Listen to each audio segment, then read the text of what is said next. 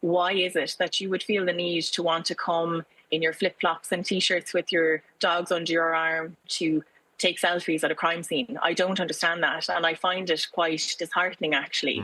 Sarah, what stood out to you as a reporter and as a correspondent being there at the scene over the course of the weekend and beyond? What were your observations?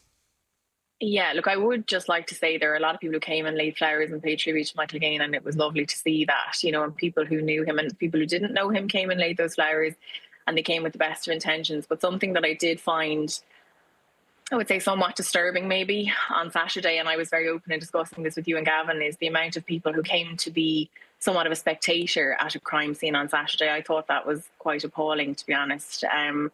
I worry about what that means for us as humans. I don't understand why anybody would want to turn up to a crime scene like that.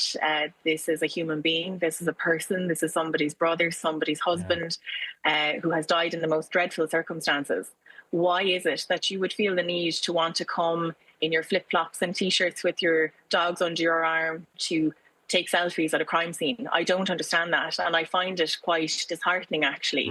I witnessed one person hosting a 6-way video call at the crime scene and asking me to say hello to their friends on the 6-way call, and I had to say, this is a crime scene. Yeah. I'm working. Like, what are you talking about? I just found it to be so disappointing. And I know that there is a huge interest in this case. I know that there's a huge interest in this story, and the vast majority of people who are interested are well-intentioned and they are keeping Michael Gaine's family in their thoughts. But those that came along at the weekend just to have a look, I found that a bit in poor taste, if I'm honest.